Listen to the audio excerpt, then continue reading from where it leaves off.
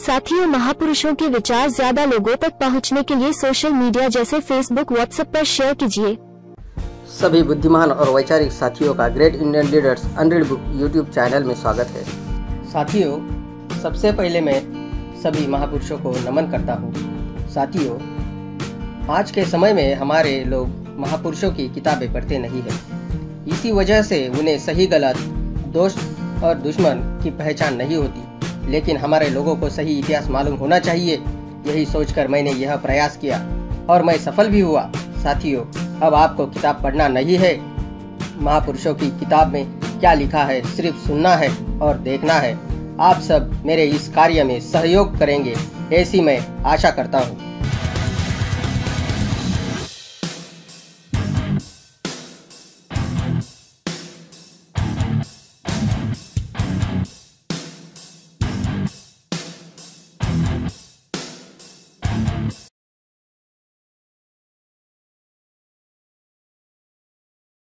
Doctor Baba Saheb Ambedkar writings and speeches Hindi volume 9। अस्पृश्यता अथवा भारत की बहिष्कृत बस्तियों के प्राणी। अंग्रेजी में यह 208 पेज की पांडुलिपि दूसरी प्रति है, जिसका शीर्षक है अनचेबल्स और the children of India's ghetto, अस्पृश्यता अथवा भारत की बहिष्कृत बस्तियों के प्राणी। यह पूरी पांडुलिपि स्वयं में एक स्वतंत्र पुस्तक स्वरूप है। इसके साथ एक विषय सूची मिलती है जो 4 खंडों में है। यह आगे 14 अध्यायों में विभक्त है।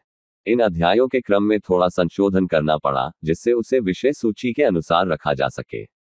अध्यायों के शीर्षकों में कुछ एक संशोधनों को छोड़कर लेखक ने बाकी सारी सामग्री में कहीं कोई संशोधन नहीं किया है। संपादक। भाग 4, अस्पृश्यों के रास्ते की अड़चने। चैप्टर 14, अलग थलग स्थिति की समस्या।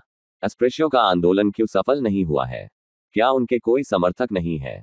यदि है तो वे अस्पृश्यों की सहायता और उनसे सहयोग क्यों नहीं करते? यह बड़ा ही संगत सवाल है और इस सवाल को ठीक ठीक समझना भी आवश्यक है। इस सवाल का जवाब देने के पहले हमें यह जान लेना चाहिए कि हिंदू समाज का गठन क्या है और उसमें कौन कौन से वर्ग शामिल हैं। हिंदू समाज का ढांचा जटिल है और जिस किसी का जीवन इसके ताने बाने से जुड़ा नहीं है, उसके लिए इसकी बनावट को समझ पाना कठिन है। हो सकता है कि इसे एक रेखाचित्र की सहायता से समझने में कुछ आसानी हो, इसलिए यहाँ नीचे मैं एक रेखाचित्र दे रहा हूँ। मेरा विचार है कि इससे हिंदुओं के सामाजिक ढांचे को समझने में सुविधा होगी। हिंदू 2 भाग, सवर्ण हिंदू, अवर्ण हिंदू। सवर्ण हिंदू में 2 भाग, प्रथम वर्ग, द्वितीय वर्ग।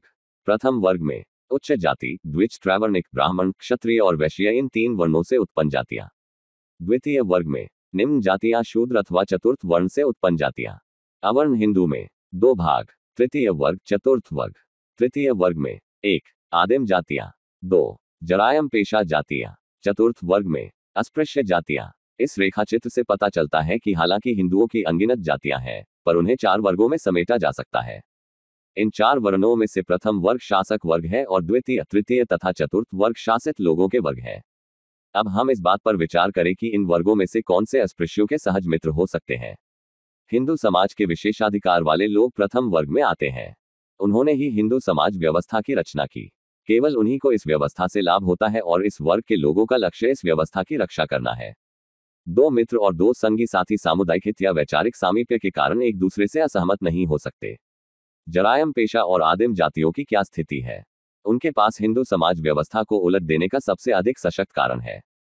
शूद्रों की क्या स्थिति है? द्वितीय वर्ग यानी शूद्रों के लिए हिंदू समाज व्यवस्था के नियम उतने ही घृणास्पद हैं, जितने कि चतुर्थ वर्ग यानी अस्पृश्यों के लिए। हिंदू समाज में जिसकी व्यवस्था उसके नियम निर्माता मनु ने की है, शूद्रों की स्थिति बड़ी विचित्र है। विषय को सरलता से समझा जा सके, इसके लिए अलग अलग शीर्षकों के अधीन शूद्रों की स्थिति संबंधी नियम नीचे दिए जा रहे हैं। ब्राह्मणों, क्षत्रियों और वैश्यों के गृह स्वामियों से मनु कहता है। अध्याय 4, श्लोक 61। वह ऐसे देश में निवास न करें जहां शूद्र शासक होते हो। शूद्र को सम्माननीय व्यक्ति नहीं समझा जाना चाहिए, क्योंकि मनु ने यह व्यवस्था दी है। अध्याय 11, श्लोक 24। कोई भी ब्राह्मण यज्ञ करने यानी धार्मिक प्रयोजनों के लिए कभी भी शूद्र से धन नहीं मांगेगा। शूद्र के साथ सभी विवाह संबंध पूर्णतया वर्जित थे। अन्य 3 वर्णों ब्राह्मण, क्षत्रिय, वैश्य में से किसी भी वर्ग की स्त्री के साथ विवाह वर्जित था। कोई भी शूद्र उच्च जातियों की किसी स्त्री के साथ किसी प्रकार का कोई संबंध नहीं रख सकता था, और यदि कोई शूद्र उसके साथ जार कर्म करता है तो मनु के विचार में वह ऐसा अपराध करता है जिसके लिए मृत्यु दंड है। अध्याय 8, श्लोक 374। जिस किसी शूद्र ने किसी उच्च वर्ग की रक्षित या अर्षित स्त्री के साथ संभोग किया है, उसे निम्नलिखित रीति से दंड दिया जाए। यदि वह अर्षित थी तब उसका लिंग कटवा दिया जाए, यदि वह रक्षित थी तब उसे प्राण दंड दिया जाए और उसकी संपत्ति जब्त कर ली जाए। अध्याय 8 श्लोक 20। कोई भी ब्राह्मण जो जन्म से ब्राह्मण है, अर्थात जिसने न तो वेदों का अध्ययन किया है और न वेदों द्वारा अपेक्षित कोई कर्म किया है, वह राजा के अनुरोध पर उसके लिए धर्म का निर्वचन कर सकता है, अर्थात न्यायाधीश के रूप में कार्य कर सकता है, लेकिन शूद्र यह कार्य नहीं कर सकता, चाहे वह कितना ही विद्वान क्यों ना हो। अध्याय 8 श्लोक 21। जिस राज्य में उसका राजा दर्शक की भांति केवल देखता रहता है, उसी की ही उपस्थिति में शूद्र न्याय का विचार कर सकता है। यह राज्य उसी प्रकार अधोगति को प्राप्त होता है जिस प्रकार गाय दलदल में नीचे को धंस जाती है। अध्याय 8 श्लोक 272। अगर कोई शूद्र उदंता पूर्वक ब्राह्मण को धर्मोपदेश देने का साहस करता है, तब राजा उसके मुंह और कानों में खौलता हुआ तेल डलवाए। विद्या और ज्ञान के अर्जन के बारे में मनु का आदेश है। अध्याय 3 श्लोक 156। जो कोई शूद्र शिष्यों को शिक्षा देता है और जिसका गुरु कोई शूद्र है, वह श्राद्ध में निमंत्रित होने के अयोग्य हो जाता है। अध्याय 4 श्लोक 99। उसे शूद्रों की उपस्थिति में वेदों का कभी भी अध्ययन नहीं करना चाहिए। वेदाध्ययन करने पर शूद्र को कितना कठोर दंड दिया जाए, इस बारे में मनु के उत्तराधिकारी भी उससे मात कर गए। जैसे कि कात्यायन का कहना है कि शूद्र कहीं से भी वेद को सुन ले या वह वेद के एक शब्द के भी उच्चारण करने का साहस कर दे, तब राजा को चाहिए कि वह उसकी जीभ को चिरवा दे और उसके कानों में पिघला सीसा डलवा दे। संपत्ति के बारे में शूद्र के लिए मनु की व्यवस्था है। अध्याय 10 श्लोक 129। किसी भी शूद्र को संपत्ति का संग्रह नहीं करना चाहिए, चाहे वह इसके लिए कितना ही समर्थ क्यों न हो, क्योंकि जो शूद्र धन का संग्रह कर लेता है, उसे उसका मद हो जाता है और वह अपने उद्धृत या उपेक्षापूर्ण व्यवहार से ब्राह्मणों को कष्ट पहुंचाता है। अध्याय 8 श्लोक 417। यदि किसी ब्राह्मण का जीवन संकटग्रस्त हो, तो वह पात्र निस्संकोच शूद्र के धन को अधिग्रहित कर ले। शूद्र का केवल एक ही व्यवसाय है। इस संबंध में भी मनु का एक अकाट्य नियम है। मनु कहता है। अध्याय 1 श्लोक 91। ब्रह्मा ने शूद्र के लिए एक ही कर्तव्य निर्धारित किया है कि वह विनम्रतापूर्वक इन 3 जातियों अर्थात ब्राह्मण, क्षत्रिय और वैश्य का की सेवा करे। अध्याय 10 श्लोक 21। यदि कोई शूद्र ब्राह्मणों की सेवा के द्वारा अपना जीवन निर्वाह करने में असमर्थ है और जीवन निर्वाह का साधन चाहता है, तब वह किसी धनी वैश्य की भी सेवा कर अपना जीवन निर्वाह करे। अध्याय 10 श्लोक 122। लेकिन शूद्र ब्राह्मणों की सेवा करे, चाहे स्वर्ग के लिए हो या चाहे दोनों उद्देश्यों के लिए अर्थात इस जीवन और इससे अगले जन्म के लिए हो, क्योंकि वह जो ब्राह्मण का सेवक कहा जाता है, अपने सभी उद्देश्यों को प्राप्त कर लेता है।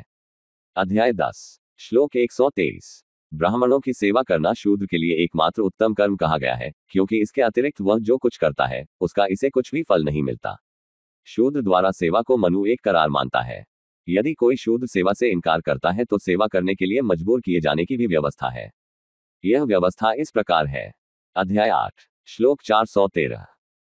ब्राह्मण शूद्र को चाहे तो खरीद कर या खरीदे बिना भी सेवा कर्म करने के लिए बाध्य कर सकता है, क्योंकि ब्रह्मा ने शूद्रों की सृष्टि ब्राह्मणों की सेवा करने के लिए की है। अध्याय 10 श्लोक 124।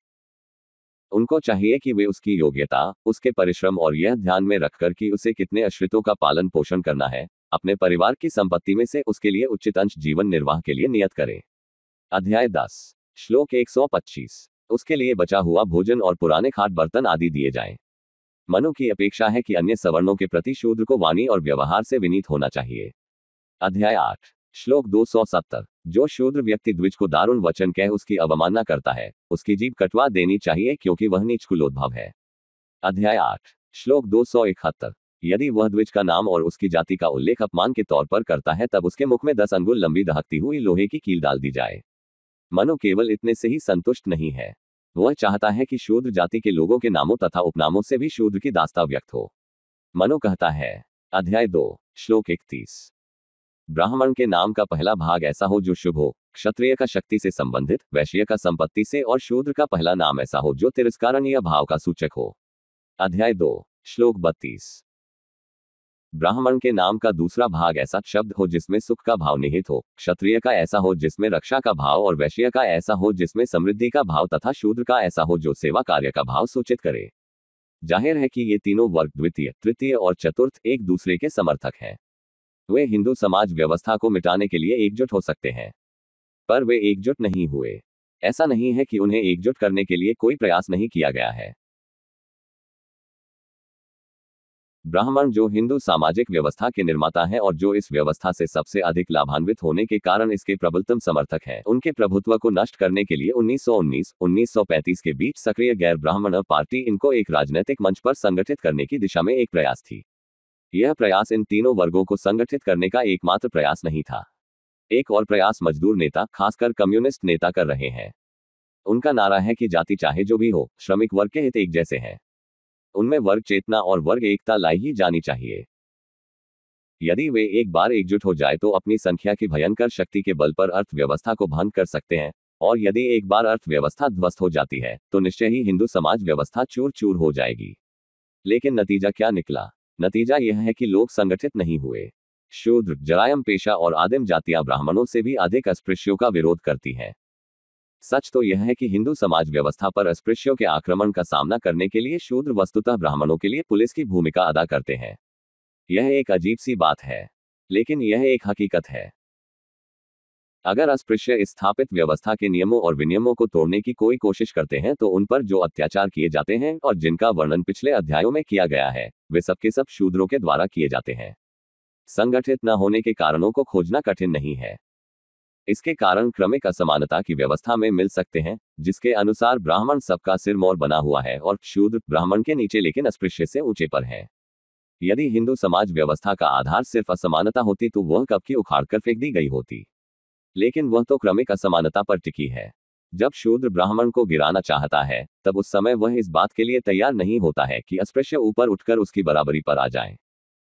शूद्र ब्राह्मणों द्वारा किए गए घोर अपमान की कड़वी चूक पीना तो पसंद करता है, पर वह समाज व्यवस्था को एक समान स्तर पर लाने में अस्पृश्यों का साथ नहीं देता।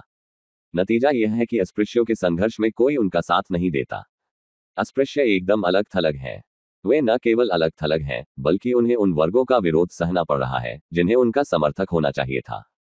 अस्पृश्यता को मिटाने में यह अलग थलग की स्थिति एक और बड़ी बाधा है। अगला वीडियो। परिशिष्ट 1, अस्पृश्यता के कारण हालत बाद से बदतर। परिशिष्ट 2, जहां कमीज पहनना अपराध है। दक्षिण भारत में हरिजन की व्यथा, एक सामाजिक कार्यकर्ता का अनुभव।